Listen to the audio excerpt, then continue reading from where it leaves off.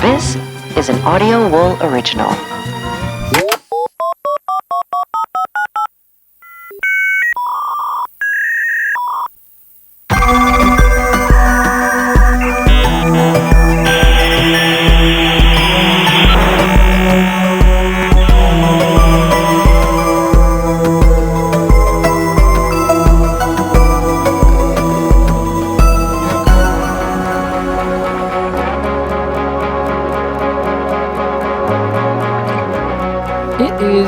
Casual Frightday, the 13th. My name's Byron.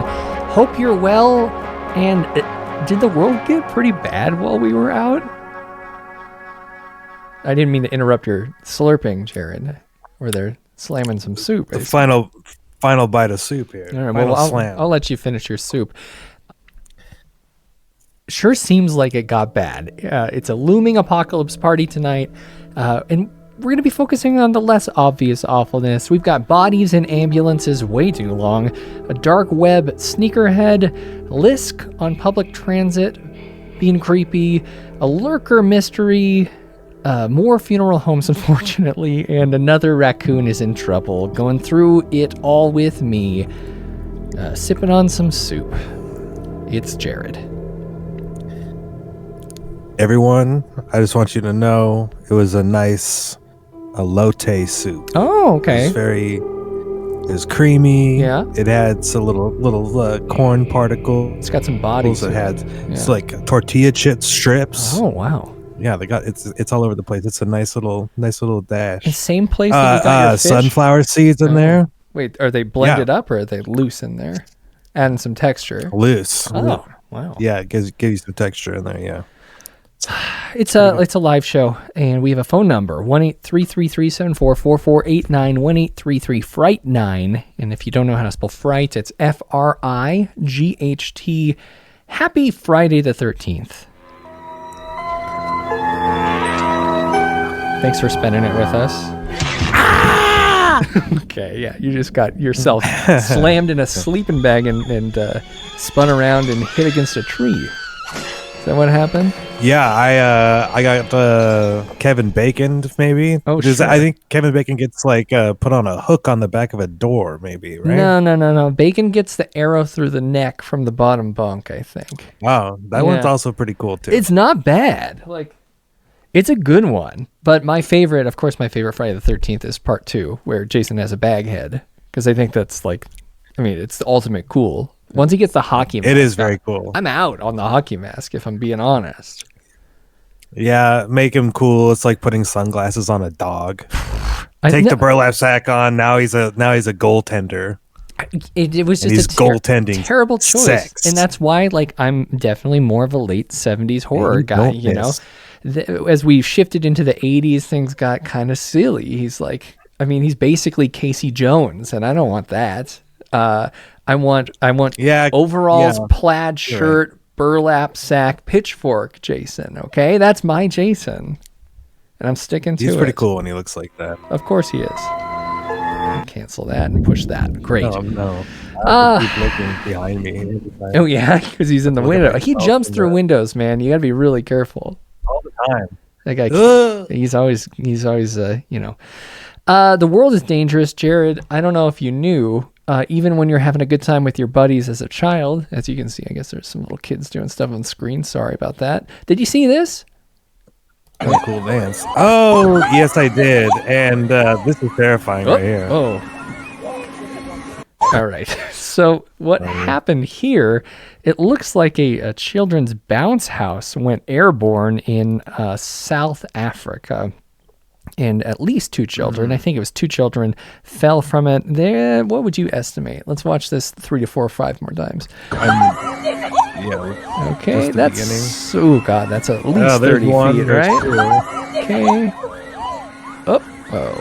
Do you think one of them stayed maybe not in 30 there? feet. Maybe like a 12, 15. All right. Well, I'm assessing the height of a child and then kind of stacking them up as we go, but... So, 4 feet per child? 4, 8, 12, 16. What do we 20, 25 feet. Do it from an adult. Like, these are... All right. Well, how are we going to do this? Let's just keep. Okay. Hey. Yeah. I don't Okay. know. Wait. I don't know if we should be All right, doing go to- this. And I think you're right. Go to the bottom. Lindsay in the chat. I think that Tents did do this at Coachella this year. I just think it's a bad I call. think we can say that's safely one. One child, two children, but 1, 2. Yeah, See. we got to. Oh, it's 1, 2, 3, 4. I'm trying to count. How many children down. Oh yeah. Yeah, I kind of did like a talk. There's a house next door, like maybe a block and a half down the road, that has slip and slides and bouncy houses in their yard like every other weekend. And they must like own a small business that does them, and they're like just setting them up for their children for fun. But these ones aren't rented. What? These ones aren't rented. Yeah. And go outside. Yeah, so these were children. Oh gosh, it says 2 pupils were carried 40 feet, 12 meters into the air after high winds caught the untethered inflatable during a fundraising day at school. And saw there, we lost some money on that one.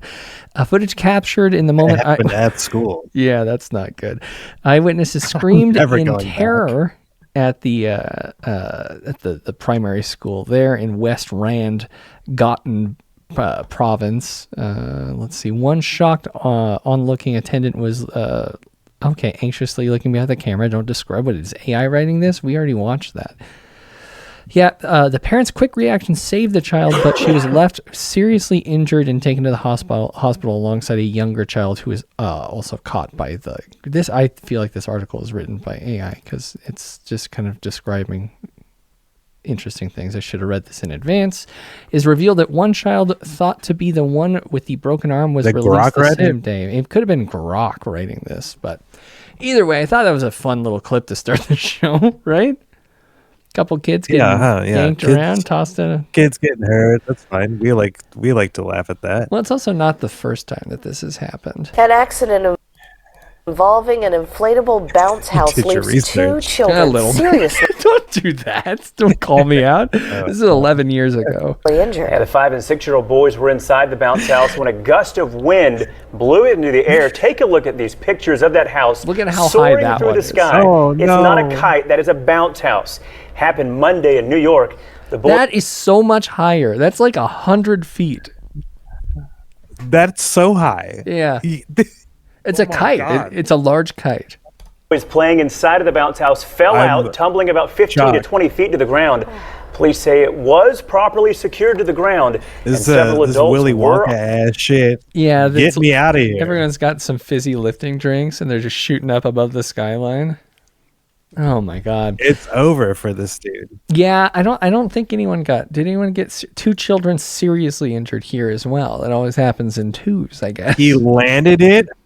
Oh my God, he landed it in the Hudson River? The children. He's I hope those children are okay. He's back to life. That's crazy. Wow, I can't believe that. Well, yeah, I mean, that's fun. Light way to start, literally, because they're in the sky, of course, floating. Children landing flotations. That's pretty sick. Yeah. I mean, how you been? What date it was? Oh yeah, I did literally hear that. That did kind of yeah. How have you been? I didn't even ask you that. I know you're eating your soup. It's been like a month since we've done this. I was in the desert for feels like forever. It took every little bit out of me, but yeah, I guess it's been a minute. And I've been well. I was in Mexico, and then I was in back in Austin at work, and that was less cool, but yeah, I'm back at it. You're good. I'm running around. Yeah, how are you doing? I'm good. I'm tired as heck, man, but it's been a wild week, and Sam and I were doing some catch-up work after contacting the desert. He did a follow-up interview with one of the folks that we interviewed over in the Coachella Valley, and it's an additional 2 hours of content. So you're gonna get like the full story. Not Captain Ron. Nope, not Captain Ron. We got this is a guy named Jeremiah Horseman, and he is a big fan of, well, not a fan of, I guess he's a witness to underground bases, deep military underground bases around Sedona, Arizona. So you'll be hearing a bunch of that soon. It's very exciting stuff. Right on. Yeah.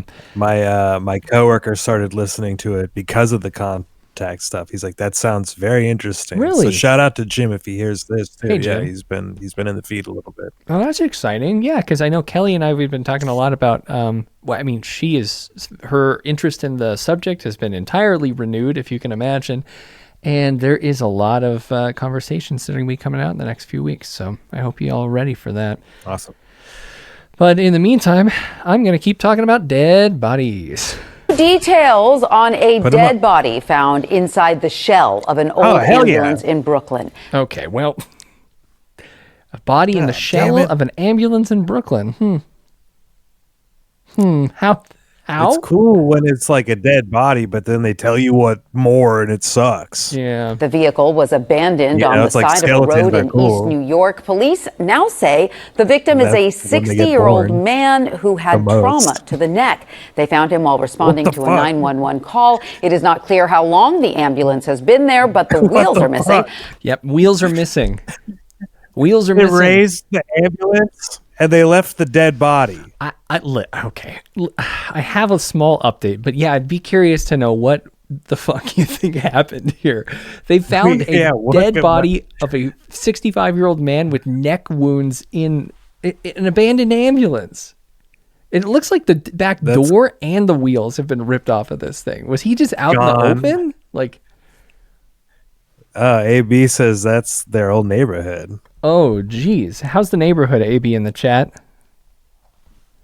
Did you ever come across an ambulance? I actually, you know what? Oh my gosh, I wonder if I still have this photo. One of the first pictures I ever took on Instagram was when, you were there too. You and I were in Chicago, and for Pitchfork Music Festival 2011, and I remember walking back to the van. Dead guy? No. Well, that guy was pretty close to dead, wasn't he? Like we did a breath check on him a couple times. Definitely sunburned. Yeah. No, do you remember it was either an ambulance or a police car that had been T-boned and the door was just like open? Do you remember that? I don't know. Silence. Not on. I just remember being startled by that. I was like, what the fuck happened? There's just an abandoned police car or an abandoned ambulance. I think it must have been a police car, but yeah, wild stuff. So we do have I'm like, I don't know. We'll have to talk later about it. Yeah, I can't wait to reminisce. About my memory. That's like almost 15 years ago. That's not great. Oh, yeah. We have an update.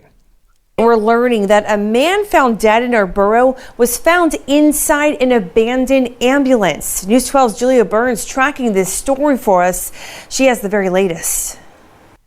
Police carrying away a body bag Saturday morning after sources close to the investigation say a 60-year-old man was found dead inside an abandoned ambulance on Snedeker Avenue in East New York, with no answers yet as to how or why. Residents here tell me this area is fairly industrial and say people either pass through or come to work. So they say something like this happening here is shocking. Okay, well, yeah. No answer yet. This is 4 days ago. You would think we'd have something. I'll have to pull up an article, but yeah. Super surprised because, this is really where people come to work. So I'm very surprised that happened. This isn't that type of area, and this is kind of where I'm from. So I never heard of something like that until today. Caution tape closing off that scene after police say they responded to a 911 call there just after 7:45 Saturday morning. They say the man had neck injuries and was pronounced dead on the scene. While it's currently unclear if foul play was involved, people in the area say they want answers. I do still feel safe because... So wait, does it count as foul play if like an ambulance driver is like, I'm too stressed to work out? It's like, when postmen sometimes dump this is big bumming bags. Me out, dude. Sorry. Yeah. Yeah. Postmen will dump like their mail bags out when there's too much mail to deliver. Yeah, exactly. They're just sort of like, this is bumming me out, dude. I can't. You just get the work fatigue and you just go like, you know what, actually, if these people don't get their grocery store mailers, are they going to miss that necessarily? But then they never go far enough into to the woods with it, and they always get caught, you know. Yeah, you can't dump it on the side of the road. Just like, I mean, I imagine sometimes you just want to give up, you know. Okay, well, I want to know what the fuck happened here, though. Well, I guess let's listen to this guy, and then I'll pull up an article. Because, you know, anomalies are anomalies, but I do want to know what happened so that my sisters, you know, I wouldn't feel safe with them going outside. Other people telling me they always take precautions when walking through the area. I always check my surroundings. I look behind every time I walk. And I'm always on the phone. So for me, I feel like I'm safe. Police say they're waiting on the medical examiner to determine the cause of death and say the investigation is ongoing. So what if he got hurt and it was like, oh, thank God, an ambulance? An ambulance. Let me crawl into the ambulance. But it already looked like that. I think it may have, actually. Like, he's like, oh, sweet. Why is there a gurney still in it? Well, that's an interesting question. I don't know. This is a picture of it here. If we can zoom out a little bit. I don't think I can get it squared up for the folks watching on the feed, but yeah, that's kind of what it looks like. What does that make you feel, Jared? Banksy art installation. Very cool. That is close. Yes. I'm gonna move it up just for fun for a second while we talk about this. That looks like an ambulance that's been there for a while, right? Like it may have gotten in. The engine's gone. We didn't even say that. Like, the entire engine is gone. There's only storage. Mm-hmm. There's no doors on the front. There's no wheels. It's sitting. It's not like one of those cool lowriders that are like lowest car in the world award sort of thing. None of that. It's just an above ground ambulance. I mean, it looks like the lights were ripped out too. There's loose cables coming out of the top. Like I think this has been out for a while. Maybe someone was living in it. I think that's possible as well, and they were assaulted. I think that's possible. I don't know. They were just trying to sleep on the gurney. That was their bed. That's a killer bed. Like, that would be pretty good, don't you think?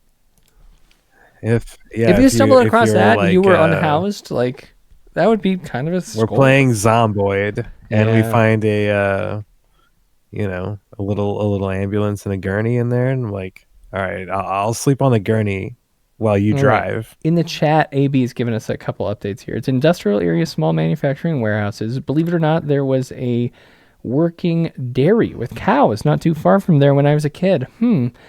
If that's where I think that fenced off area is a metal yard. Been there since the 50s. It's from the yard. It's taken from that yard. It's on the way to the car crusher, he says. Interesting. So maybe this was getting ready to be smushed up. Dream job. You want to crush cars? Wouldn't that be fucking cool as hell, man? Just ripping cars apart. Of course. I think you could never get tired of that, right? Yeah, that would be a lot of fun. I think that would be incredible. I think you would just have you'd be like, how can I do this car better next time? And then you would have like a little race with yourself. How fast can I pull apart like an Audi A6? Yeah, how many do you get a day? Just snoot to toot. You do like 10 cars a day, or are you like really going three for or four? I don't know. I mean, how long does it take to do it? I guess I've only watched it happen in like 2 times. Get me through it. Just let me watch the car get stripped down, and they're pulling the engine out, and they're like playing with it. Yeah, it's kind of like a nature video, but like industrial. You're becoming one with nature. It's emerging. Yeah, it feels that way. First of all, David, thanks for popping in the chat. Sorry you're going through that, my guy. That sounds really tough. So I'm happy that we're here to hang out with you as well. Oh my God! Sorry, buddy. Yeah. Last on this though, visible neck trauma leading investigators to believe the death was suspicious. I think that's probably a good sign of a suspicious death, right? Just saying. I'm sorry. What's the last thing you said? Visible neck trauma. Hang on a second. Got me a little bit. Visible neck trauma is leading investigators to believe the death was suspicious. I think that's pretty obvious, right? So we'll follow up on it. That sounds like a good one to follow up on. Always excited to do that. Great. Yeah, what happened? What is this living art project? This man was... Yeah, someone check Massive Attack's tour dates. Was Banksy in town? Banksy is really funny. That's really... I love that. That's not the body dump area, says AB in the chat. It's a working neighborhood, too busy. About 3 or 4 miles from there is Jamaica Bay, marshes, sand beaches, wild area, and about 7 miles is the oldest, biggest dump on the East Coast. Both are known as mob body dumps. Great. Speaking of body dumpers, Tony Soprano. Speaking of body dumpers, Give me the gabagool. Yeah, you remember this guy, Rex Heuermann? Now the young woman who was sitting on an empty commuter train when a hulking older man sat right next to her. The Gilgo Beach killing suspect. Our guy, yeah. Allegedly. This is a hunking man. Well, yeah. This is a really interesting story. This young lady named Caitlin Morales got on a train. I can't remember when it was. It was several years ago. And she's by herself on a car, and this guy, this hulking man, like you said, comes in carrying a big beer and sits really close to her and kind of creeps on her. So she decides to pull out her phone. All this time later, she realizes, holy shit, the creep was that serial killer from Long Island. Go back in your videos and look. Yeah. Oh my God, what a realization, huh? Interesting. Gilgo Beach. Here we go. Let me see him. Wait, what's he got in his hand? Is that a Let me drink remote or that a Diet phone? Coke. What do we got here? He's got an Android Galaxy, and he's got a Diet Pepsi. One. Interesting. Pounder. It's a big beer, I think. Or the heebie-jeebies. It's a light. It's a Miller Light. What is that? It's a Miller Light. That's a big light. A Miller Light. You can see it right there. Yeah. That's Donald Trump. It does look like Donald Trump. Let's start that. The heebie-jeebies, so she started taking video just in case. Then she got the shock of her life when she turned on the news and saw who that mystery man was. Stephen Fabian has more. This commuter says she was creeped out when this guy sat next to her on the train. Recognize him? He looks a little bit more like Chris Christie, though, right? Like, I kind of like this kind of looks like Tucker Carlson, honestly. If he's if Tucker weighed about 50 pounds more. Yeah, if he had that Donald Trump neck. Maybe it's just all those guys combined. 21-year-old Caitlin Morales had just gotten on the train at Grand Central Station in New York City. She says she was the only passenger in the entire car. Suddenly, a hulking dude carrying a large can of beer took the seat right next to her. Initially, it was just me and him in the car, and I just thought that, he could have sat anywhere else. He didn't have to sit directly next to me, and it just made me feel uneasy. So who was the middle-aged man who sat down next to Caitlin? Well, just 12 days later, he would become the most notorious... 12 days before. Jesus. I thought it was even longer than that. Wow. That's wild. Notorious accused serial killer in America. What train is he in? Seems like an Amtrak, not a subway. So, I mean, maybe that would make sense if you're heading to Long Island. Cops are calling Gilgo from Grand Central. Beach killer of Long Island. You got your feet up on the seat. This guy comes and sits next to you.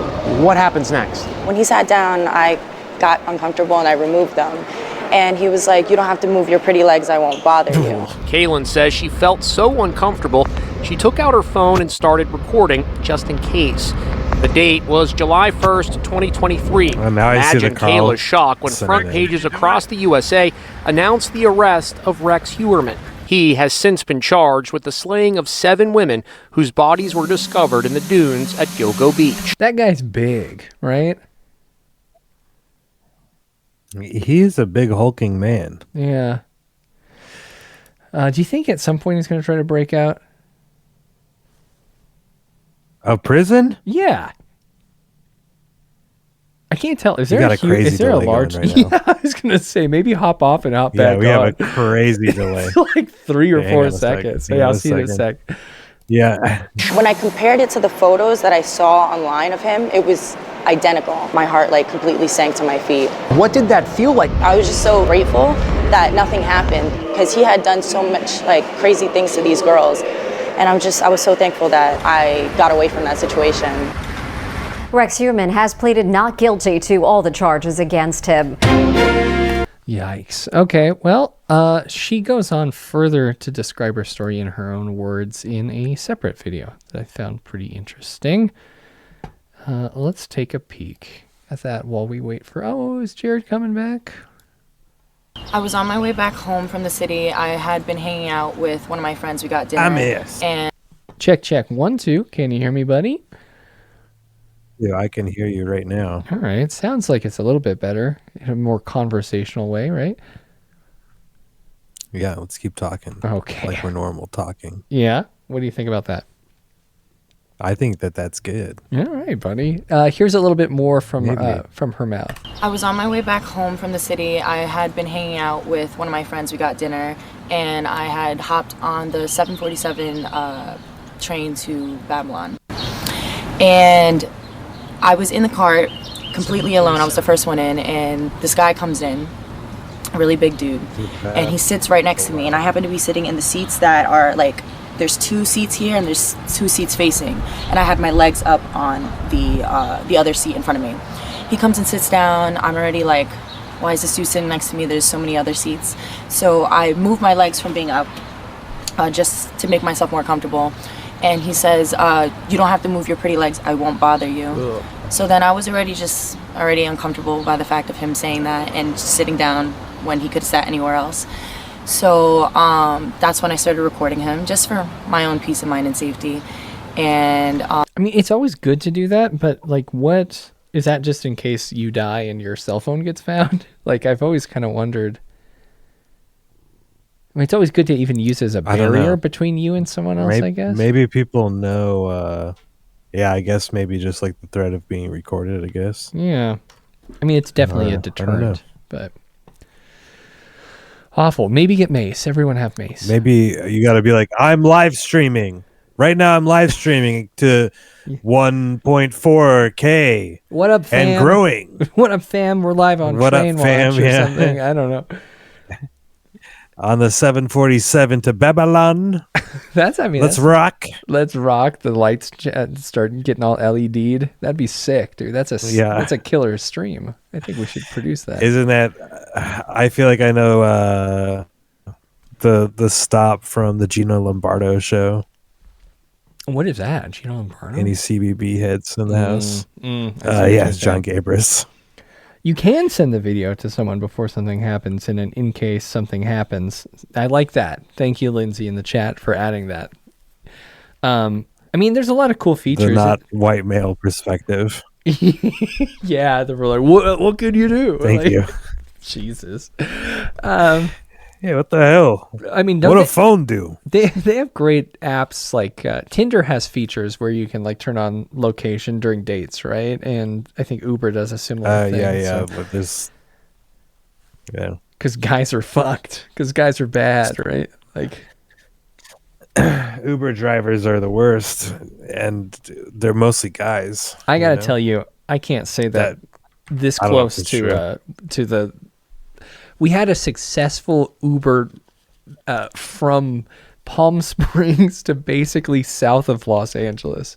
We took a 2.5 hour Uber ride, and that guy, thank God. Are you serious? Yes. Like that was it was Chill Bill. He was amazing. He was a really great driver, but like this was like Kelly booked us tickets home out of John Wayne Airport, south of Los Angeles. Mm-hmm. And I was like, there's no fucking way that we're going to get an Uber from Palm Springs to basic 2.5 hours away. It just doesn't make any sense. Yeah, that's crazy. Why would an Uber go that far out of their way with like no return trip, like that's bad. Yeah. But showed up 5 a.m. We're there with our bags. He drove us very like gently the whole way. It was kind of amazing. Like, that rules. And I got to be That's such a long drive. Yeah, I know. With a stranger. An Uber driver. Did you ask him like, have you ever done this before? No, I didn't, because like we were. Yeah, is this like a normal thing that you do? We were pretty wiped out. He was like one of those guys that's like successfully done 8,000 drives or something like that. He's like an incredible, highly rated Uber driver, but like Jesus, man, like. Maybe he was commuting back from Palm Springs or something. I booked it like a month in advance. You can do that with Uber, but I was like, oh, it's 50-50 if this person's going to cancel. Like, I guarantee you that, because I mean, what did we pay him? Yeah, what do you do? Drive to the farthest stop south of town. We gave him $210, and then just keep doing that. Yeah, it was. Okay. Listen, it was rough. I was just like pretty sure that's not that bad, honestly. No. I was like, what's that going to be, like a $400 ride? For what do you mean? Well, you said it's $200, and I'm like, to me, I'm like, that's such a long drive, like $400 drive. Oh, it feels like it should have been. That's what I thought. Yeah. Yeah. It was interesting. I think, and so shout out to that guy, even though all the other Uber drivers are bad people. That guy was a hero that day. And then we were in the airport for 14 hours after that, so that was fun. Oh yeah, did you find anything good to eat at the airport? Nope. We did get food vouchers, and I got a tort and a soft pretzel. Okay. It was bad. Yeah, that's all right. Weird dude. He was drinking, and he was trying to say something else to me, but I kind of just like tuned him out with my headphones. And I kind of just like looked out the window and like didn't pay him any mind. He eventually stopped trying to like say stuff to me, but yeah, no, the whole thing was crazy. I can't even believe that ended up being the Gilgo Beach killer. That's totally freaking insane. I can't even believe it. Great story. Glad she's good. Yeah. And what is this? He's accused of being America's most notorious living serial killer. Police say he's the Gilgo Beach murderer who killed at least 7 women and ditched their remains on a beach on Long Island in New York. As he awaits trial. Remember how him and his wife look like their brother and sister? Yeah, they kind of had that really like harsh face. Yeah. I thought she was leaving him, remember? Like, I thought they got divorced or something, and she was like getting separate legal counsel. But it does seem like Rex Heuermann's ex-wife. Yeah, there we go. Police have the wrong man. Trial. A new documentary is taking a deep look at the crimes, including a new interview with the suspect's wife, who, despite all the evidence against him, believes they arrested the wrong man. Stephen Fabian has details. She's the ex-wife of the accused Gilgo Beach serial killer. And in a new interview, she calls Rex Heuermann my hero. What? She claims police have the wrong man. Heuermann is accused of killing 7 women over 3 decades. Their mutilated remains were found near a stretch. Why'd she get divorced if he's her hero? I guess, I mean, legally there's a lot of reasons that if you're in serious trouble that you would want to, separate. Oh God. Sorry about that. And anyone behind you? Anyone good? We're good. Happy Friday the 13th, everyone. Just checking in. Freak my ass out. Yeah, this seems kind of bizarre, but I feel like this is all part of her documentary for Netflix, right? Of Long Island called Gilgo Beach. Soon after Heuermann's arrest in 2023, his wife Asa divorced him. But in a documentary out tomorrow on Peacock, Asa says she fell in love with Heuermann all over again when she saw him behind bars. Prosecutors say there's she saw that face and just couldn't help but fall back in love. Look at that sweet man. Yeah, it's the man that I love. Oh, look at it. Are we sure they didn't just like swap haircuts? Yeah, I think that they might be the same person. This is wild. Yeah. Prosecutors say there's her. It looks like her. Mountain of evidence against Heuermann, including she got his haircut. That's how easy it was. This is like that guy that they busted on TrueAnon who was faking. What was that? Have you been listening to TrueAnon lately? There's a guy who went to Ireland to hide from sexual assault charges and pretended to be a different person, a wheelchair-bound long COVID victim. And it was pretty cool. I'll pull it up. I feel like I know. I vaguely DNA that links him to the murders. But Asa says she is still. Yeah, it was a Salt Lake City guy, and he ran to Ireland. A BYU guy or what? I can't remember. Let's see. Standing by her man. She doesn't want to believe he's capable of this. And I don't know whether she'll ever come to the conclusion that he did it, but she does not want to believe that her husband, the father of her children, was capable of this. The question everyone keeps asking is, how could you not know? The documentary. All right. You're having trouble with your internets over there? Something. Oh, no. I'm sorry about that. Let me know if there's anything I can do. Yeah, we're all right.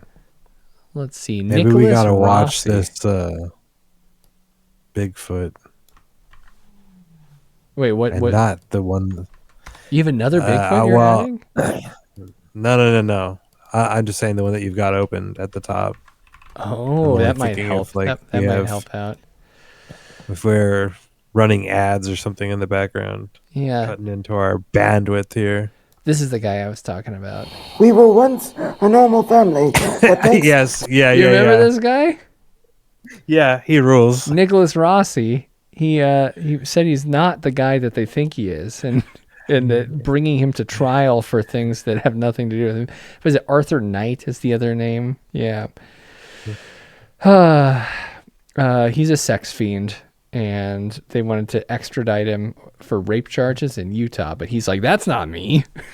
I couldn't be a sex fiend. I can't even breathe." Yeah, and I'm posh, I guess. I don't know. Like, he thinks he could just like be this guy and get away with it? What are we doing? To the media, our lives have been interrupted. I don't know. And we'd like privacy, and I would like to go back to being a normal husband. How do you do this? Like, how does this work? Like, it rules. It's so funny. It's like a what's that? His name's like Matthew something or other. He's a British actor. Used to act alongside like Rebel Wilson or something like that. Oh, interesting. I feel like he's like in the Great American Bake Off or something now. He's like one of these guys. But it's like a character that he would do on like some like British ass like, you know, sketch comedy show. Exactly. It feels like TV, not news. But it's just on the news. Yeah. But I can't, because I can't a Christopher Guest character, walk. maybe. Basically. People say that's an act. Let me try to stand up. Let me try to stand up. Don't stand up. Don't do it. Oh no. Poor exactly, guy. he says. Exactly. That's what happens. So, Rex, I hope you rot soon, but I hope you rot slowly. Guy's a piece of shit, right? I want this guy to well, if it weren't sex crimes, I want that guy to get off, but sounds like he already did. You think Nicholas Rossi should get off Go for to that prison, performance? freak. Nah, let's lock those guys No, up. well, not if it was for. I was saying if it was like for not sex stuff, then it'd be fine. But anything else, you would give him a pass for that because of creativity points? Yeah, probably. Just because it's so fucking stupid. Yeah, Yes, it's awesome. He's just trying something. Speaking of not stupid, he's doing yes and. You know, this is a yes and, more like a Yeti and situation. He's doing an abundance mentality. I mean, he's definitely Ezra pilled. This is interesting. Speaking of abundance, though, right here, how about that? Tonight, a detailed report of a Bigfoot sighting is still making waves in Monroe, Michigan. One of the great questions of our time. It has some wondering whether somebody will spot Bigfoot again. 13 Action News anchor Tony Geftis is back from Monroe tonight. He's live in studio with the update. Tony? Lee Christian, this report was published online by the Bigfoot Field Researchers Organization, which deemed the sighting credible. It was picked up by the Associated Press, and now people all over have heard there may be a Bigfoot in Monroe. A reported Bigfoot sighting in Monroe, Michigan has made headlines across the country. I heard a lot of talk about it. In fact, when I first heard about it, I was in Baltimore, Maryland, and I heard about it there, and I said, oh my gosh, I leave home for a week, and look what happened. Bob Virgil's voice. I like that guy's energy, if I'm being real. Yeah. He's very excited. I leave home for a week, and look what happened. That's the kind of joy I want in my life. I want to be lit up by a Bigfoot sighting by my house. You know, that's a good day for that guy. Wonderful. Yeah, he's having Bob Virgil Voice of the Toledo Walleye and Monroe County resident says the report of Bigfoot near La Pleasance Road is a talker. The account by a local man and his son was published by the Bigfoot Field Researchers Organization. It took off from there, even prompting a nearby cannabis dispensary to offer a discount to anyone who comes in with photographic proof. There was what was called the Monroe Monster years ago. After the first fuel was loaded into the Fermi 1 reactor, someone saw a big creature out near the Fermi power plant. And so I think it's really funny that this was spotted near where that was. Although, I mean, that's interesting. We know that cryptids tend to they hate nuclear energy. It seems like they're always trying to shut that shit down because humans are dumb and they can't handle it. Like what happened in old over by Japan? where you grew up, the airfield over there in in Great Falls. Malmstrom. Yeah, we talked to a guy named Robert Salas. Sam did. We got a great hour-long interview with him. He actually worked at the he was a part of the Air Force over there. So we have a little bit of information about that coming out pretty soon as well. Nice guy. He's talking about fishing in Montana, but he actually, instead of a fish, he got a snake, if you can believe it. Oh, I do. And did he find it at Huey Lewis's backyard? No. Does Huey Lewis have a snake problem? Yeah, he's got a fishing problem. Oh, okay. I don't think I know the song. Down the road from you. Oh yeah. No. He lives down the way from you. Yeah. Yeah, I checked him in when I worked at the airport. He used to fly the airline I worked at quite often. Yeah. You seem like a good guy, right? Is he a bad guy? Yeah,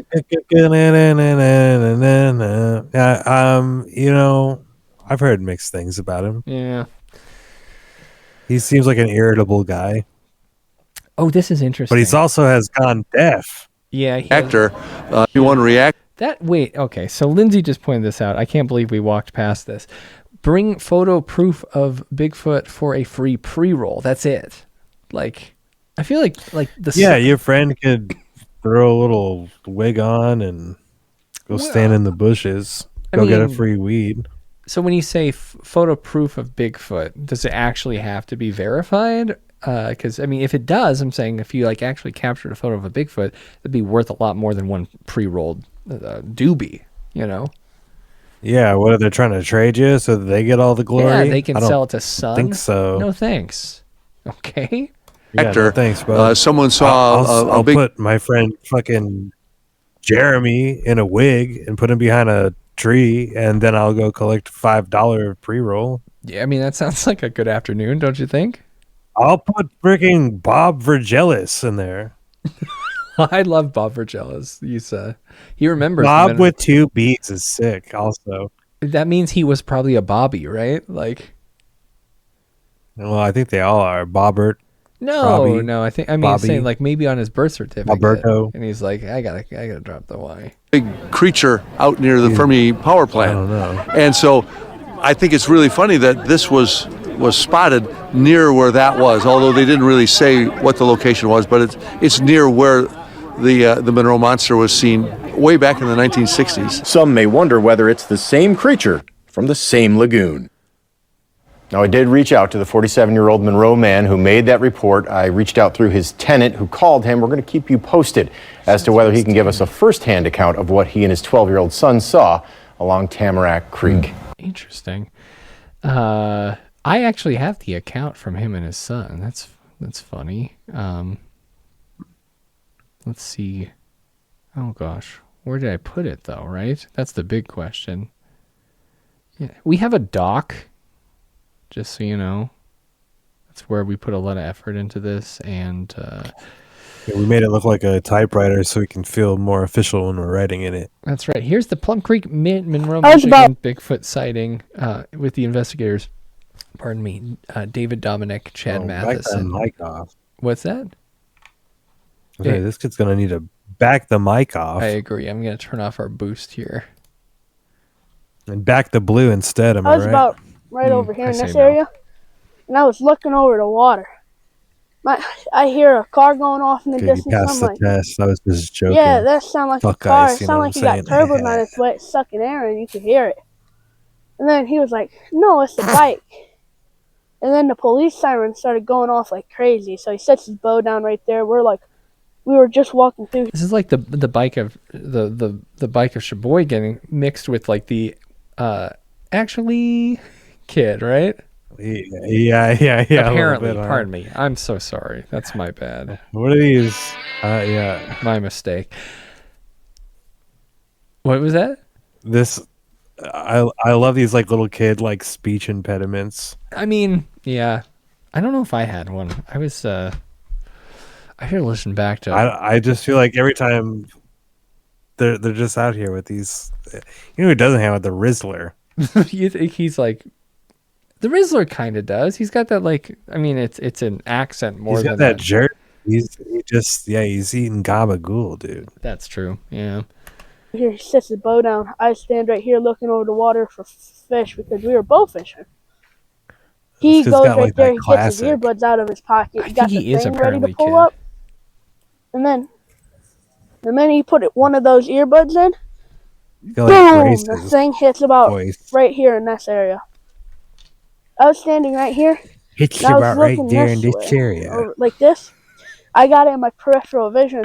The dog is right here. It shoots it like it runs over just a little bit and then it shoots off. And then the dog chases it off. And then we didn't know what happened. It was stunning. But I look over and I see it. It looks like big as a bear, but it's shaped like a gorilla. I didn't know what it was. I was thinking of possibilities. Nothing was clicking. This guy's a storyteller. Dog chased it off. 20 feet, shoots up the tracks at an angle. And then, but it was running at my dad. It wasn't running at the dog. You only saw my dad. It ran at him. And the dog shoots off after it, chases it. That's all I saw. It was moving so fast you couldn't see the legs at all. This guy's a star. I'm saying, like, if we could retire Big Boom AJ and Justice and the Rizzler, let's give this it to kid. Plum Creek Monroe. Yeah. What's his name?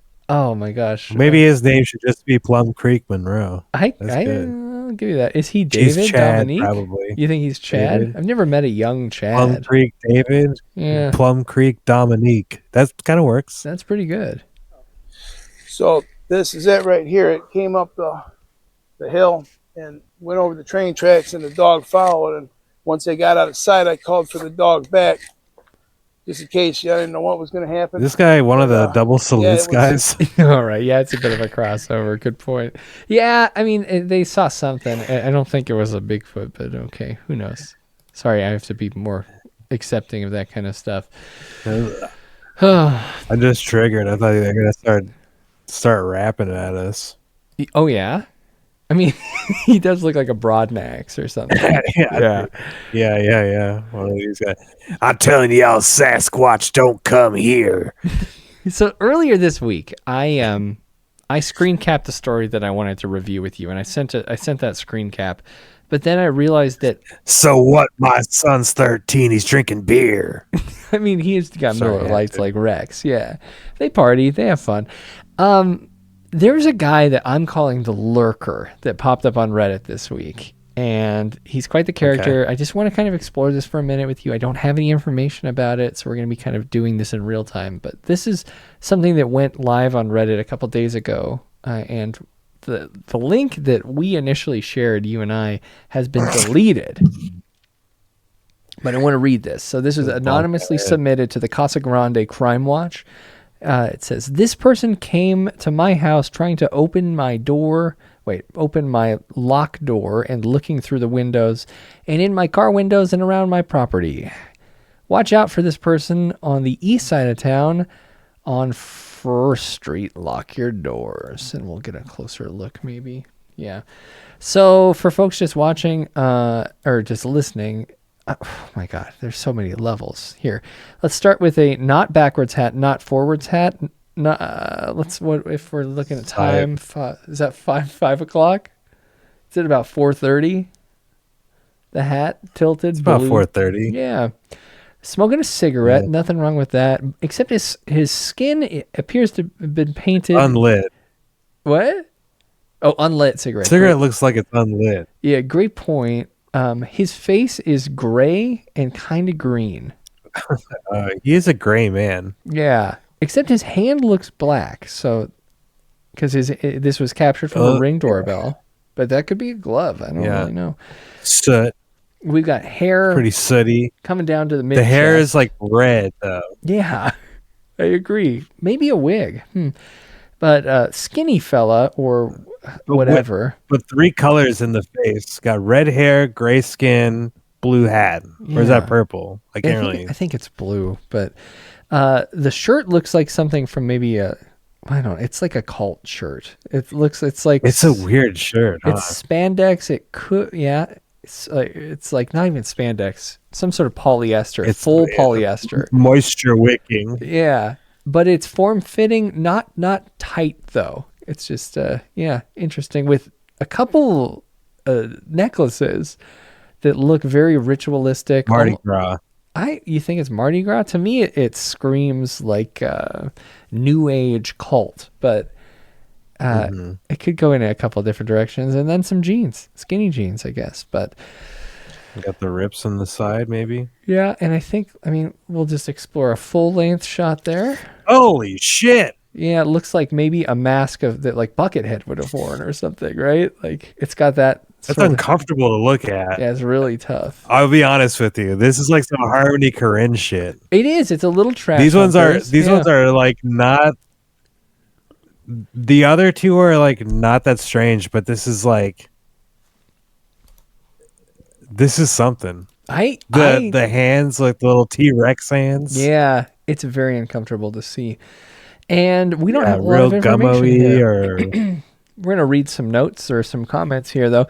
Is this guy trying to look less suspicious with white face? Oh, that's a racist comment. Cool. Shouldn't have read that out loud. I'll read all of these from here on out. The book I'm reading says that even a welcome doormat is enough to allow a vampire in. That's kind of interesting. So we got to ban those for sure. Gotta get rid of don't invite him in. Okay, someone's saying, yeah.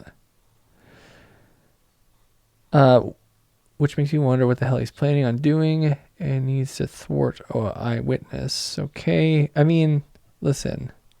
It's mostly a debate about his race. Average Reddit user comment thread here. It seems like we've just got race comments. There's a good one though. Long legs. It does kind of have long legs energy, right? A little long legs vibes. Yeah. That guy's a goddamn skinwalker. That guy is a goddamn skinwalker. That's what I was trying to find. Is it feels like a lot of people have been saying that he could be a skinwalker. I'm saying potentially extraterrestrial or cult member. That's kind of my guess, but. At this point, we don't really have any more updates.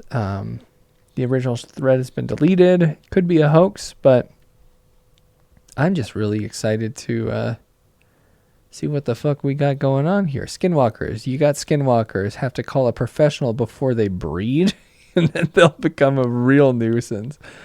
Bring down your property value. Great. Okay. Old Greg, someone says. Old Greg, yeah. We've got that coming back.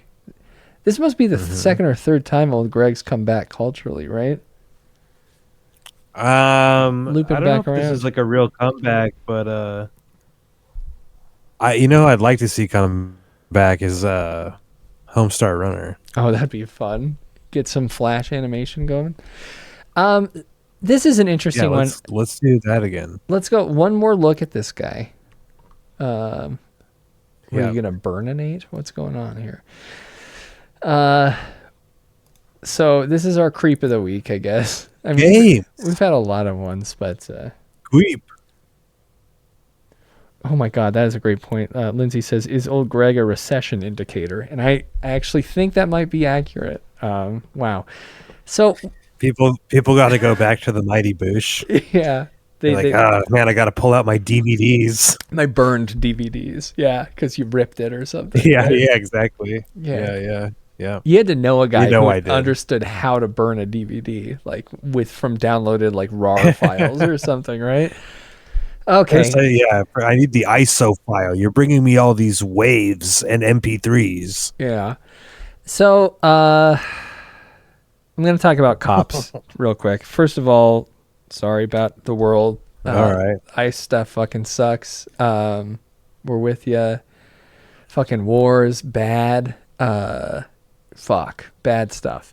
But this kind of police, Jared, the fashion police, not only looking for this guy here, looking for someone. Oh, we're about to get more viewers. About to get best viewers. Oh, we're getting boosted. Okay, boost great. fire. Thanks.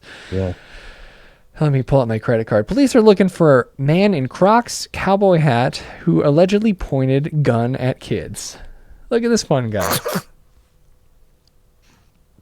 Blue Crocs, skinny jeans, cowboy He's not even hat. in sport mode. No. Yeah, he wasn't anticipating having to use force, I suppose.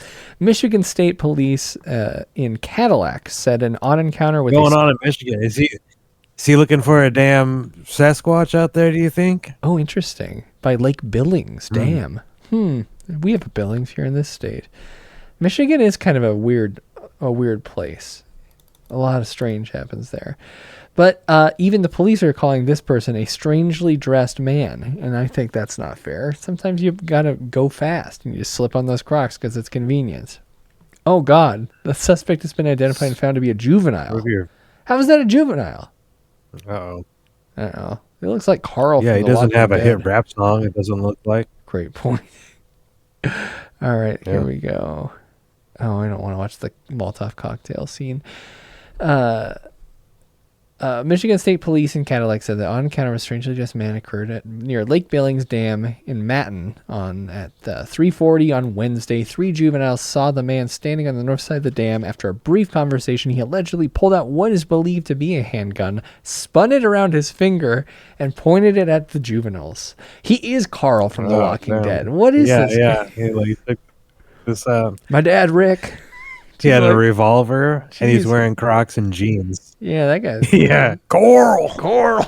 You can't point your guns at the other youths. Yeah, he's going to get a talking to. You can't point your gun at the other youths.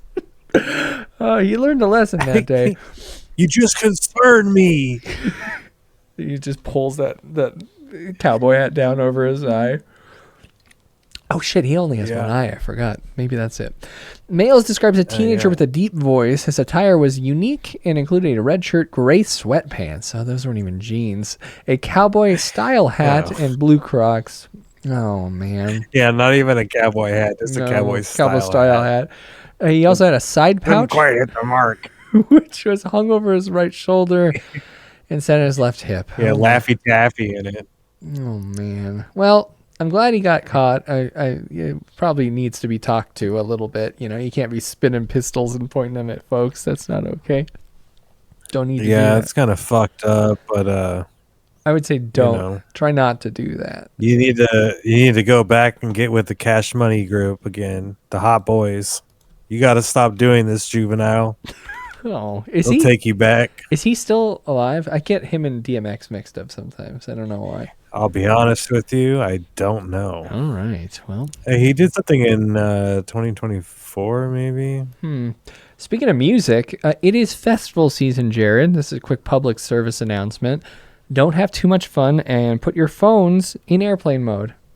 Seems like a good piece of advice here. Police issue mosh pit warnings ahead of Download Festival this weekend. Be wary of thrashing, slam dancing, or pogoing as it could trigger a 999 call. This is in the UK, of course. This is interesting. Police are warning rock fans at this weekend's Download Festival about the potential for accidental calls while in the mosh pit. So they posted this on Facebook, saying that in previous years, there's been a rise of nearly 700 extra 999 calls caused by energetic dancing at Download. That's wild, right? What's going on? I mean, what kind of phones are just flipping open and like calling? They're just shaking it. Maybe like, it's like what triggers it? I mean, do they have like weird phones?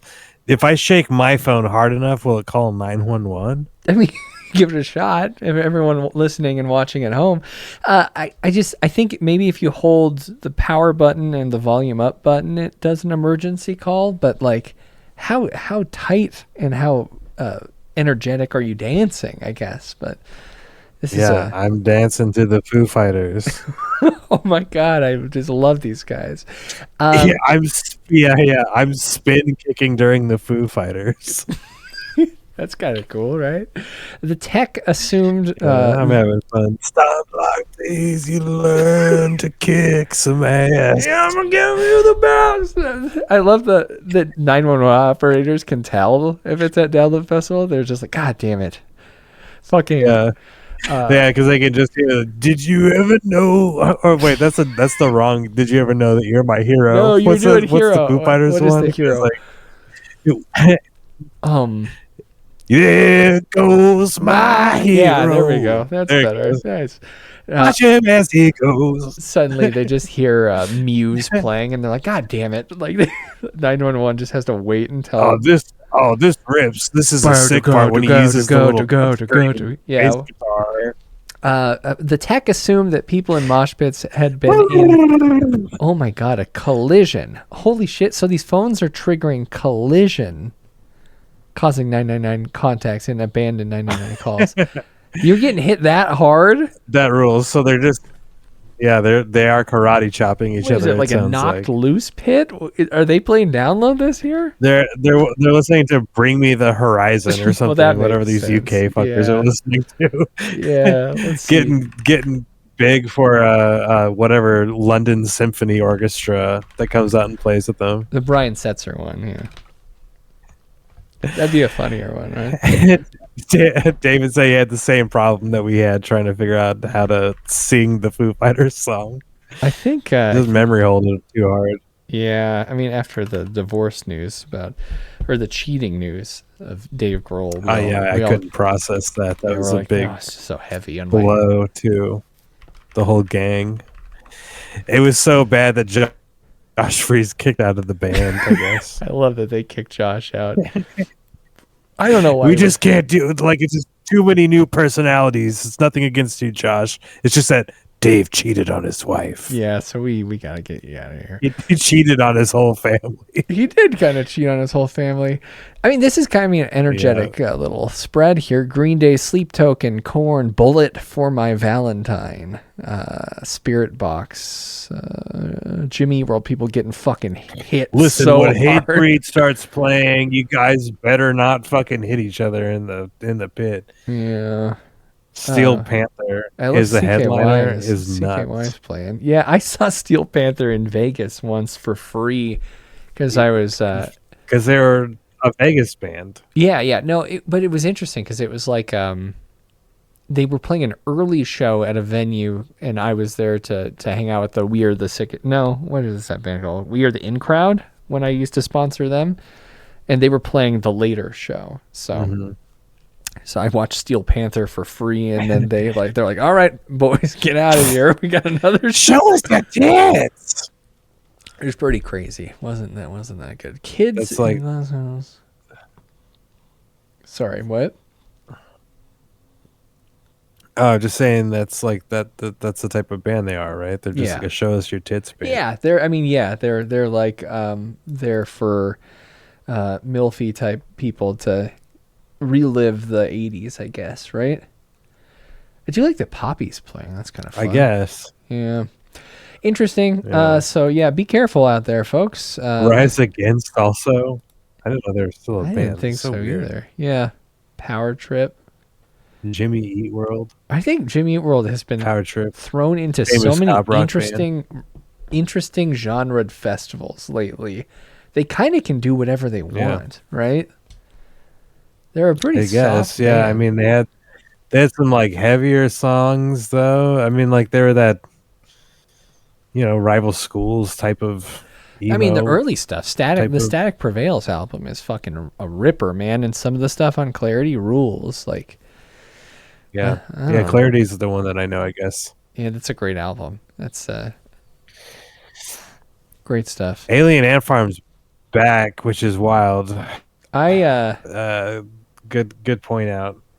Oh wait, are they playing here? Did we see their name? I wish. I have an they're in ongoing there. game with my my South by Southwest pals. We always are trying to catch the day shows where Alien Ant Farm plays, and we never find it. So They're under Steel Panther. oh my gosh, that is not Alien Ant Farm. Let's go down. Airborne, Jerry Cantrell, Oh, there, Alien Ant Farm. There we go. Okay, sorry everybody. Yeah. And this is a different Sex Yeah, the Pistols. Sex Pistols also AB. Yeah. This is with Frank Carter. Okay. So just be careful out there. Are you going to any? I mean, I don't do festivals. It's not really my thing anymore. Yeah, I think I'm gonna go to ACL this year because the Strokes are playing. Oh, that could and be I want to fun. see the Strokes. I saw them in Some 2001 other stuff. at a festival hell yeah. called. Oh my gosh, what was it? It was at the Gorge End Fest. It was the Seattle Radio Stations Festival. The radio, yeah. Damn, that Okay. was like probably. I don't know how how we figured out to go to that, but it was like the Strokes, Cypress Hill, Tenacious D, Okay. Dashboard Confessional. Did I say Taking Back Sunday? Vendetta I don't Red. know. I'm trying to think. Yeah, it It was. got all googly in there. Oh, that's sorry about that. No, Endfest was. It's okay. It's just a couple of band Finch. names. I heard most of it. I saw Finch there. Oh yeah. Yeah, it was a great. Hell yeah. And the Strokes were really drunk. Like everyone had their own Jack Daniels, and Yeah. it was a mess. But they played. I think they're really well. still drunk. Yeah. Yeah, they did a great job. In the 2000s, Carl 2001. Tart was talking about playing basketball with the bass player Oh yeah. recently. So that's funny. Yeah. What who's playing? The Day I Want to Go is the Strokes. Pierce the Veil. Oh God. Which I don't know what I that played with is. those guys once. Modest Mouse. Remember our Japanese bass? Breakfast. Remember our bass player Yeah. tried to fight the other bass player in Pierce the Veil? Is that right? Oh yeah, the bass player Pierce the Veil was hitting on my bass player Adam's girlfriend then, and they almost had an altercation, which was kind of exciting. Pretty good stuff. Okay. Ugh. Pretty solid. Yep. Yeah, this the day that I want to go to this is like got some DC bands. I'll go see Japanese Breakfast and the Strokes. That would I'll rule. even go look at Modest Mouse. Oh wow. All right, I think. I'll even go look at Hotline TNT. Oh, dude, that's my shit. You gotta go see that. You hear those new songs? Yeah. Yeah, the new album's gonna be a ripper. Okay. Weekend one, too. Let's go through this one really quick. Pretty good. What would you do for semi-hard cheese? This is another little fun.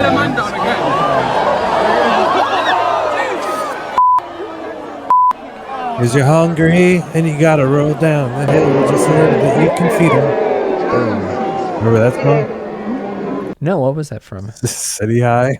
Oh shit. Okay. I do like that song. What would you do if your son was at home? He's lying on the floor, the bedroom floor, and he's hungry. And the only way to feed him is to sleep with the man for a little bit of money. Yeah, that guy is knocked unconscious. He's doing the cheese chasing thing. You remember those? Cheese rolling festival at the Cooper's Hill Cheese Rolling Festival and Wake. I mean, I don't, and it doesn't look like these guys are going to either. Yeah, you forget it pretty quick. So basically, Okay, participants get the race bump. down this hill chasing a wheel of cheese. It's a double Gloucester. Gloucester? Is that expensive? It's a semi-hard cheese. I think it might just be regional. I think it's just a tradition, though. It's centuries old. Is it expensive? I don't know if it's about the money. You get concussed for like a $15 wheel of cheese, or Well, you're just trying to win, the event, I guess. So inside competitive cheese Alrighty. rolling through bumps and bruises, these pros are legendary. Legendary, sorry. Dairy. legendary. Dairy as the opposite. Yeah, dairy is the cheese thing. Yeah. Yep. So that makes sense. 1 to be ready, 2 to be steady, 3 to be cheese, 4 to be off. And then the master of ceremonies, Jem Wakeman, He was wearing a white smock and a black top hat with red, white, blue circles on it, blah, blah, blah. 6,000 people in 2022 just chased this big thing of cheese. I think they take turns. There's a couple rolls, right? Oh, and 25 women. Wow. It's a 200-yard hill in the small village of Brockworth, England, where the annual Cooper's Hill cheese rolling and wake competition takes place. Oh, my God. Speeds of 75 miles per hour. How can you even chase the cheese at that point, right? Yeah, you're just going to break your damn neck. You fall straight down the hill, just like this poor guy did. Oh, no. They got a fence. They got a team down there. Look at that. Double backflip. Double backflip to neck breaker. Oh, here's a couple more angles for fun. They all just fall. Ugh. Some of them are like pushing themselves up. I guess. I see that. Yeah. But it looks like a scene, like an outtake from the new 28 Years Later film.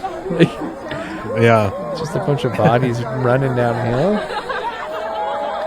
All right. Well, this person just kicked this guy's legs out from underneath. Well, this guy was wearing a T-Rex, I think. Yeah, see? That guy's got a little dinosaur on him. And that's kind of fun. All right, so I don't think I'm... Listen, I know I've been out of the cheese game more than I have been in the past, 5 years or something. I've just slowly phased that right? out. Yeah, I'm just not really interested in dairy as much as I used to be, but maybe that's a good thing. What about on pizza? Are you not eating pizza? I haven't eaten pizza in a while. The last time I got pizza was in, I guess, 2 weeks ago when we were in at Contact in the Desert. But that was funny because I was in the elevator to pick it up because they wanted me to pick it up in the lobby. And as the elevator closes to go down, that's when this evacuation alarm started playing. And and in my head, there's like, everyone, don't use the elevators. Walk down the stairs and exit the building immediately. Coop, coop. All these sirens are going off and flashing. And I have to go pick up a pizza. But I immediately start filming. So I'm filming with my camera just in case there's an active shooter or something. And then I realized once I pick up my pizza, I'm like, I don't want to die with dominoes in my hand. Like, that doesn't feel good. Yeah. But that was the situation. Yeah. That was, you're going to anyway. I mean, if it was meant to be. You got the Parmesan stuffed crust. No, we got the bread. I got to try it. You got to know what it tastes like. No, it was I have to know. Yeah. They trick you like that, don't they? Small changes, big effect. They joke your ass out, dude. I hate it. Yeah. So we have a couple things that I don't know if we're gonna have time to finish this up. So I'm gonna let you choose, Jared. All right. Well, do we want to do three videos about? I gotta know what happened with my guy. With what? Your guy, the wrestler? Oh no! I gotta go up to your story first. Let's get mine in there, and then we'll figure out. Maybe let's make a decision. I found one. This is important. This is important. God, he's so weird looking. That guy. What do we got going? All right, rock and roll. Little never ad dies. Real quick. Okay. Got an ad. That's fine. We can talk through it. This is police. What do you think about gas stations? What's your favorite gas station snacks? Let's steal it from the MD. What are the MD Foodie Boys? When they said we're talking drink, candy, chips. Candy, yeah. Yep. Let me think about that for a second. Do you want to go first? Drop your drink, your candy, and snack in the chat. In the chat, too, of course. please. Yeah. I agree with the MD Foodie Boys when they said you got a salty, a sweet, and a drink. That makes sense. I love a really, really big ice cold Diet Dr. Pepper from the fountain. I think that's just so fun. Sure. Because you can like drink a lot of it and fill your body up with cold, swooshy ice water. It's really good. Sometimes it's nice to have a weighty. You can feel, you can feel the pull from the moon's circle, like You're affected by the title changes once you drink a 40-some ounce Diet Dr. Pepper. It's just exciting. Okay, we got an agreeer in the chat here. Looks Okay. like Lindsay with the Diet Dr. P, the Lay's Salt and Vinnies. Interesting. And the Big Smarties. I don't know about Big Smarties. Like the I think they make bigger ones. Like the cunkly big ones. Gosh, David's saying frozen slush, anything that's a slush. Okay. I'm all about it. All right, so that's your drink. You got to get some chips and a candy. Yeah, this is really tough for me because I'm gonna go. See, AB, you're on my side with the Mountain Dew Zero, because this is like where I'm probably going. Sure. With a cup of ice, Snickers, smoked almonds, solid moves there. You got the double nuts and the Dew Zero. Okay, I like that. I'm going. This is my classic. I'm getting an orange yerba mate. Okay. Because I'm saying it's like Saturday at like 11:30 a.m. So I'm gonna get an orange yerba mate. I'm gonna get, if they've got one, I'm gonna get a fucking cow's tail. Okay. Yeah. Those are good. Underrated candy. Do you know a cow's tail? Of course. Yeah. It's like They're usually 2 for $1 or something like that. Yeah. I mean, are we talking original or chocolate or strawberry? Yeah, I want the OG. Okay, that sounds fair. Just the caramel and the cream. And then my chip, I'm gonna get whatever the newest Dorito is, if they've got like a Lay's like weirdo one. Yeah, that was my thing. Is it's hard for me to determine what I would get for my salty because it's usually like influenced by the latest novelty one that I haven't tried. Yeah, but if it isn't that, I got the queso one today from Doritos. How was it? Just the nacho cheese is basically the white bag. They're fine. Yeah. I just want spicier nacho. That's my favorite one as well. I think I want the dark bag one. How would the MD Foodie Boys call it? I want the black bag Doritos. I don't remember what they said. I like David's choice. Jalapeno Cheetos purple are the best. Bag Doritos are the best Cheeto. Yeah, they wanted the Thai ones, the purple bag ones, and I was like, I don't know, boys. Those are vegan. The Thai ones are. That's interesting. Yeah. Jalapeno Cheetos are great. I'm sorry, only vegan to eat. But I think, and this might be a weird one. If we're talking about gas station chips, this isn't a chip, but tell me if this works. Snyder's cheddar cheese pretzel sandwiches. You know those? Snyder's pretzel cheese? Did I call Let me see what they look like. Like this, like. Oh yeah, that counts. I like that. Yeah, they're good. Snyder's of Hanover's is good. Remember Chubb Perm? He got the Dots sticks. Dots? Like the candy dots? Yeah, like the Dots pretzel sticks. No, the pretzel sticks. Yeah. Someone said pretzel rods. Yeah, that makes sense. Okay, and the pretzel rods. Yeah. My gosh, what? So my sweet? Did I say a sweet? Oh, the new Sriracha Doritos are vegan. Oh, interesting. I haven't looked. We've this is a good natural shift into not hell world that we. What's your sweet? What's your sweet? What's my sweet? It has to be gas station sweet because I've been doing Tony's chocolates a lot. I like Tony's, but I know that they don't sell Tony's Chocolate Tony? Yeah, I like that, but I don't think that counts. I do like that. I mean, it depends on your gas station. I go to this one called the Flag Store sometimes so that I specifically can get like a nicer chocolate. You know what I mean? Okay, I'll go with Chico Stick. You ever have a Chico Stick? Chico Stick? Yeah, it's like the inside of a Butterfinger. Butterfinger. Yeah. How about that, huh? It's kind of that. I don't like it. It's a great candy, underrated candy. You know, I have the taste of a 90-year-old man, like in terms of my candy, but that's true. I like those. You're eating Necco wafers. I love Necco wafers. People sent me boxes of Necco wafers. Yeah, I know you do. Yeah, I love that shit. All right. Okay. Any final? All right, police gotta go. Police gotta go? Oh. The police, our gas station video. Yeah. A bizarre incident in Tillman's Corner involving a man wielding a machete on top of a building. Excuse me? It resulted in a police officer being transported to the hospital. Just a sec, give it a little boost. Oh no. And a firefighter covered in urine. Uh-oh. It happened yesterday night at the Murphy gas station off of Highway 90. Today, Mobile police arrested 31-year-old Brett Kraft. He's in Metro Jail tonight. Very bizarre. Just before midnight on Wednesday, officers responded to the Murphy gas station and found 31-year-old Brett Kraft had somehow climbed on top of the gas station building, wielding a machete. Officers tried to get Kraft to come down, but they say he wouldn't budge. At that point, we knew there was a situation unfolding there that we needed some extra resources. Mobile Fire Rescue was called to the scene, as well as Alta Point mental health counselors, canines, and the SWAT team. But Brown says those extra resources still did not convince Kraft to come down. He began threatening officers, bodily harm towards our officers. Threatening officers not only verbally, but with bodily harm. There was a bottle of urine that the subject did throw down at the firefighters on scene.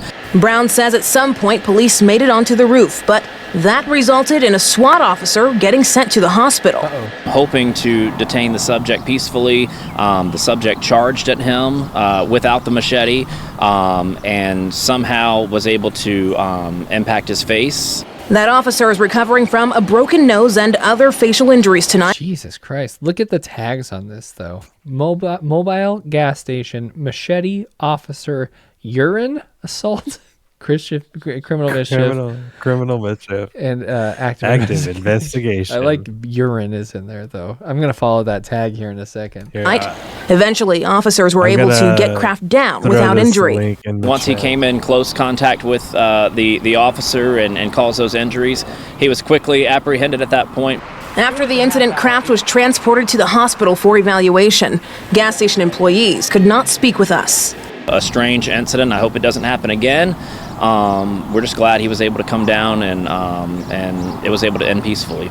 Brown says incidents like these show how first responders are ready to respond to whatever is thrown their way, urine or not. It's a lot of stress they're under when they're out there, especially when they're trying. All right, come on. Who cares?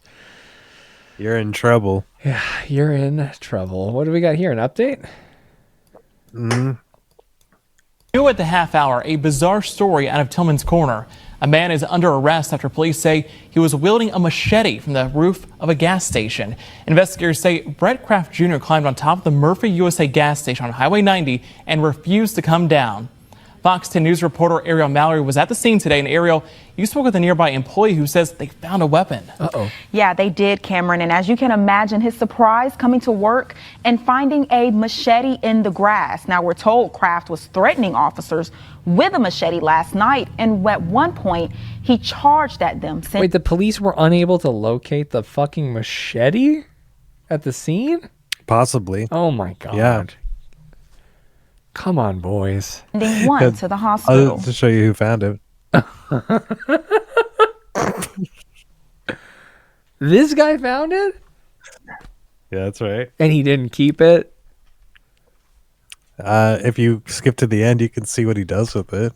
But that was the most interesting thing that I've ever got to do, is find a machete next to my job and hearing about a guy climbing on a roof. It's not a discovery that you make at work every day. Jeff Hoyt, a mechanic at the Grease Monkey on Highway 90. He's at the Grease Monkey? The Grease Monkey. This guy rules. Tillman's Corner had an interesting start to his Thursday morning. I came into work this morning and my boss and I were standing back here. We're having a little chat. And then he said, hey, Jeff, there's something over there in next to our building. What is that? So I go over there to go look at it. And sure enough, it was a makeshift machete with a bunch of tape around it. But it was what happened Wednesday night. Will you pause? Yeah, I will. Well, okay, so what's going on here in the video, and they're not really describing this, is that our gas station employee guy here throws open the lid to the trash can. This is all B-roll.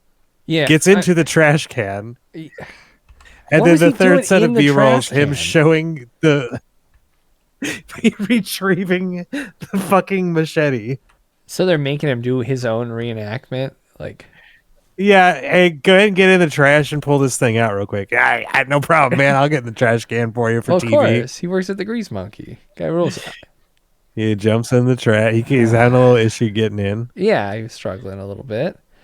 Jeff Holt, he did find the machete. Yeah, I'll get in the trash. Wait, how did the machete get in the fucking garbage, though? To go look at it, and sure enough, it was a makeshift machete with a bunch of tape around. But it was what happened Wednesday night that left Hoyt and many others puzzled. According to Mobile police, they got a call shortly after 11 o'clock to the Murphy USA on Highway 90 that someone was on the roof. When officers arrived, they say Brett Kraft Jr. was wielding a machete. So Brett wasn't even on the roof. He's like in between the top of a... This guy, was he living up there? What the hell is he doing? Lookout. He's in his nest. And refusing to come down. After multiple attempts to de-escalate the situation, Mobile Fire Rescue helped officers get onto the roof where Kraft allegedly charged, injuring one of them. Hoyt says it's not something they've ever dealt with. I've never come across anybody having any kind of weapons, drugs, or anything that I just found. It's just out of the blue. I didn't know what would happen. I knew there was a bunch of cops here last night, but I didn't. That was crazy. But I ended up, my boss said, get that out of here and throw it away in our dumpster. Oh. And that's exactly what he says he did. Now, we don't know if that machete was connected to last night's incidents. We do have a call into police to find out. What is this story? They don't even know? Yeah, what? Yeah. Nope. No resolve. They just got a guy to get in a trash can for them. What the hell? Oh. Yeah, this is the news around Tillman's Corner here this week. Yesterday's news. So I think it only makes sense for us to wrap it up with our funeral news, death industry wrap up, and we will save the Shoeman saga for next time.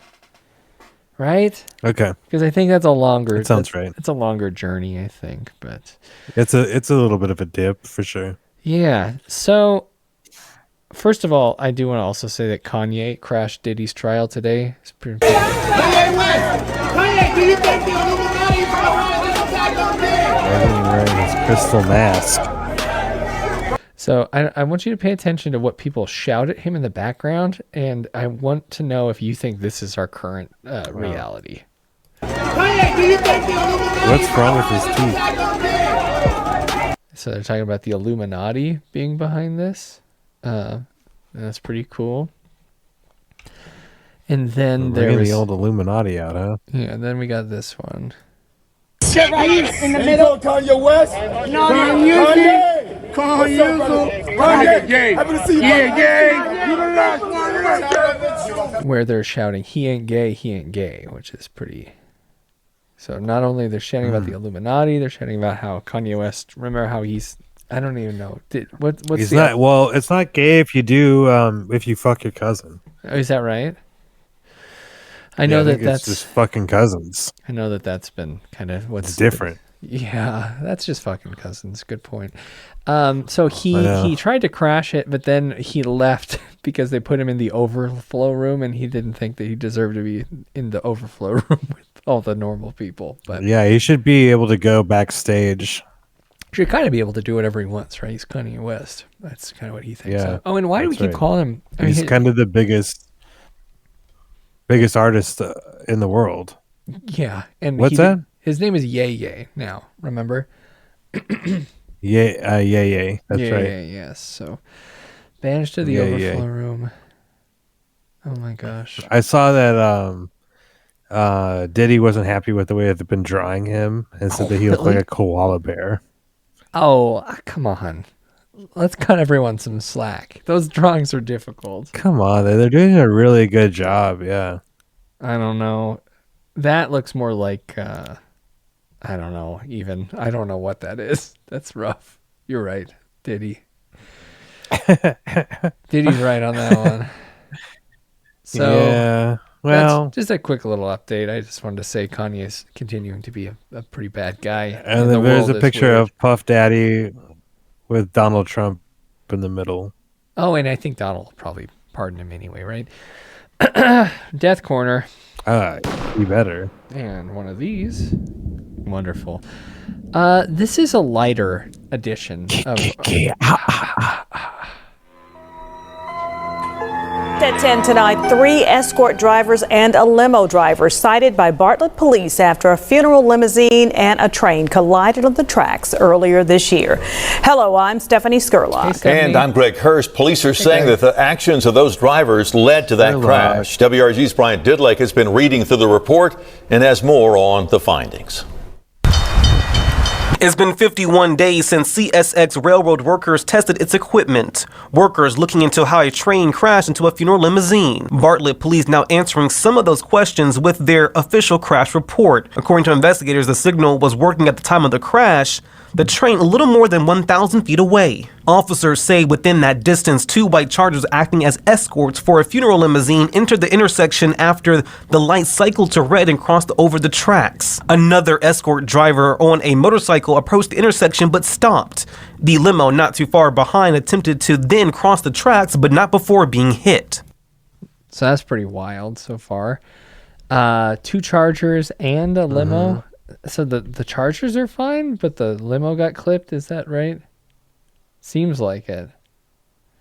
WREG got a hold of the witness statement that shared multiple accounts. One person said right before the limousine was hit, they, quote, watched as the first Charger crossed over the track and that the motorcycle escort driver waved a second escort Charger to cross the tracks. She could now see the train was almost to the crossing, saw the limo try and cross but was unable to do it, and it got hit. Another witness told police one of the drivers of the Charger fled the scene. Wait. Oh no, you're part of a funeral procession and you flee the scene? Yeah. I think there's I gotta get out of here. I think this body's got warrants. I don't know. They're gonna arrest my passenger. Listen, Bernie was driving. Yeah. Oh no. Jesus Christ. Yeah. So I'm always confused about like how this happens. Like, don't try to go in front of a train. Like, just don't go in front of the train. But also, like, why when people stop and then they decide that they're going to do it, that's the time that they're, for whatever reason, unable to get over the tracks? Stop or go. Like, why does that happen? I don't know. Like, is it like a problem that they're like not committing to, like, they get to the middle of it and they're like, nah, this is a bad and idea. They just like get out. Like, I guess you just like go forward or go back. That's it. Like, what am I gonna do with this dead body? Yeah. It's like your car isn't as long as you think it is. Like, it takes like, well, it's a limo, Jared. So little time to like. In this case. Sure. Well, and you have a long body hanging out in the back. It's like an 8-foot, 9-foot vehicle. You can get across those tracks like you're going like 15 miles an hour. I don't know. Ba-bump. Inside the limousine, the driver and 6 passengers. It just doesn't make sense. I feel like you have to be trying to get hit. You certainly aren't trying not to get hit, right? Like, it just doesn't make any sense. I don't know. Inside the limousine, the driver and 6 passengers, including an infant. Police say the impact catapulted them nearly 1,700 feet away. The crash resulted in various injuries, the infant sustaining 2 cuts on her head. Among injuries to the other family members in the limo, broken wrist, shattered pelvis, broken ribs, and even a collapsed lung. WRG at the time spoke with a family member who said it was a blessing that no one died. So to see this mangled up car and to see how it was hit,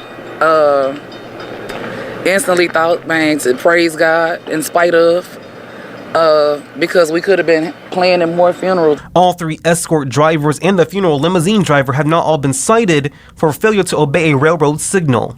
In Bartlett, Brian Didlake, WREG, News Channel 3. Sounds like it could have been a whole lot worse. A family member tells us after this new report, they're considering other legal action. Good point. All right. And you remember, like, when the cops drove over they drove halfway over with their SUV and then just stopped it, and the lady was still in the back seat.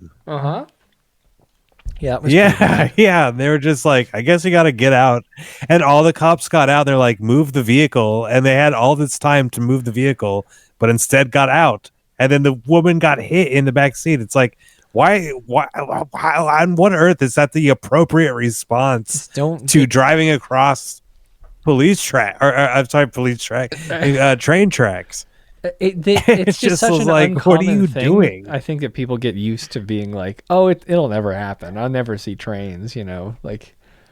I guess I'll get out right here while I'm halfway across it, though. It's pretty stupid. It's really dumb. Just like this guy. It's What not. happened It's like, to what basic happened? human man? decency? Well, that's the question families had today at the sentencing for a Colorado funeral home director who pleaded guilty to theft and abuse of a corpse. Today, a judge told Miles Harford what happened was not just a business failure, it was a personal betrayal to families who trusted him in their time of grief. Denver 7's Danielle Kreuter was in the courtroom today as he received the maximum sentence. Miles Harford walked into this courthouse Monday afternoon while out on bond, but left it wearing handcuffs. Previous owner of Apollo Funeral Services was arrested in 2024 after dozens of boxes. Apollo Funeral Services? We got to look up the reviews. Yeah, we got to take a little Yelp track here. Let's keep this going, though. Yelp, Yelp, Yelp, Yelp, Yelp. Of cremated human remains were found inside the home he was being evicted from. As the investigation continued, a woman's body was found decaying in the back of a hearse parked outside. She had been there for 18 months. And today, a judge sentenced him to spend the same amount of time behind bars. We heard in court the anguish these families had to go through, having to relive the grieving process all over, some even finding out they had a complete stranger's ashes this entire time instead of their loved ones. Too common. Again. How does this happen? And I think it's just there's no oversight. I guess there's no checks and balances in the funeral home industry. It's just like, do you want to deal with this dead body? Great, you take them. I mean, the reviews are pretty good. Let's see, open 24 hours. Let's review bomb this asshole. I mean, we probably should, right? Celebrate life. Got 4.5 so stars, it is him, I guess. Right? Yeah, that's him. Yeah. Celebrate life, honor legacy. Apollo Funeral Services, locally owned and operated. I've been sleeping with your dead mom. Yeah, for 18 months she's been here. All right, so yeah, not 5 stars only. They have no bad. Well, reviews. maybe they're just not doing much business, like. And if you're not doing business, these bodies are going to start stacking 4 reviews. All good. Well, let's see if we can search the address and see if we can get Google reviews, because Yelp might not be the right place. Eisenhower Chapel, they're calling it here. Let's take a peek. Still good reviews. Love this chapel. Gorgeous place for a wedding. They're doing weddings and this funerals. chapel fucks. They do love this chapel. This one's the shit. Absolutely Here we horrible go. experience trying to communicate with these folks. The woman I spoke to was so condescending and rude. I could not imagine having a family member's life event here. Chapel is under new management, though. They're saying a year ago, so. Thank goodness. About a year ago. I And think it's this guy, and it was he's probably sleeping Miles. with your dead mom. Yeah, he's got your mom in the back. Yikes. Okay. Let's see what else he has to say. The family of Christina Rosales, the woman who died of Alzheimer's, whose body was left inside of the hearse covered in rugs, say this is justice. I was just very happy to see him get handcuffed and taken out. I think I've been kind of waiting for that day for a long time, and I was just dreaming it would happen, and it did, so I'm happy. Why do you even go to court for stuff like this, though? Like, your funeral director has your dead mom's body covered in rugs in his car. Like, he did it, right? He's the one driving around smelling that. That's true punishment itself, so. Chris is at peace now. It was nice. Hand sneaks out of the freaking. That he got the maximum sentence. I can't think words anymore. It's over for me. It's been a long week. Hand sneaks out of the rug, touches him on the shoulder while he's driving. Hit me with the sound effect.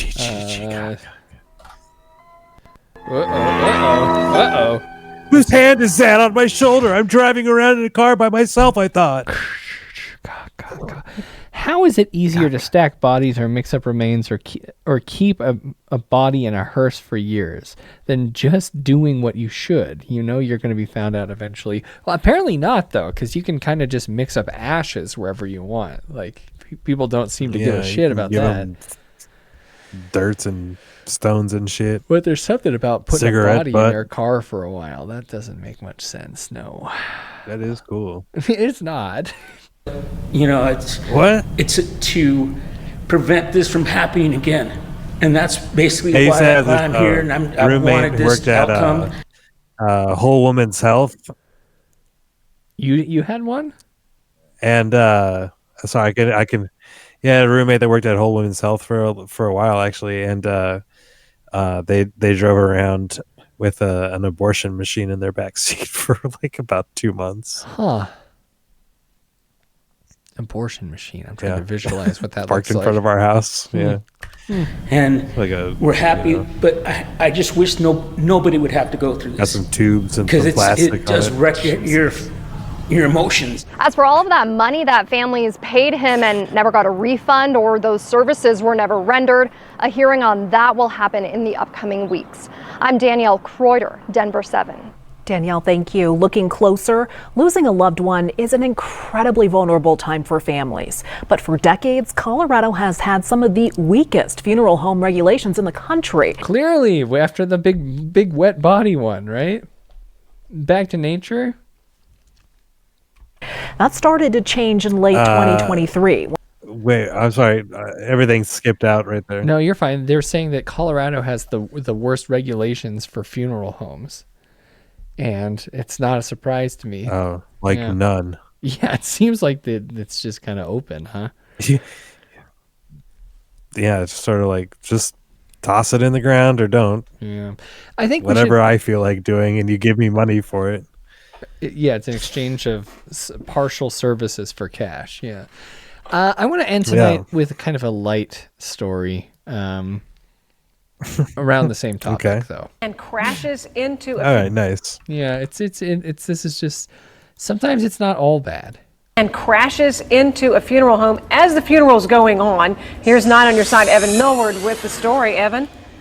Well, that van was traveling on South Main. We're told it clipped a car that was parked right there. That caused it to shoot toward the front of this funeral home. You can actually follow. Who's this guy? Evan rules, and his camera guy is doing his best. Legs trying to fit him in there. Yeah. Clipped a car that was parked right there. That caused it to shoot toward the front of this funeral home. You can actually follow its path with us here after it clipped the hearse parked here. You can see its skid marks. It sprayed mulch everywhere, but missed all of the plants and landed on the front porch of this place. Take a look at this video, or this photo rather, viewer photo. He's doing his best. I love it. So far, he's said like it clipped the hearse, and then we headed this way to this place, and almost hit this place. And here we've got he should just ran up on it. Yeah. From minutes after this happened, you can see just how close this got to the front door. We're told about 1 foot away. There were dozens of people on the other side of that wall for a service getting ready to start.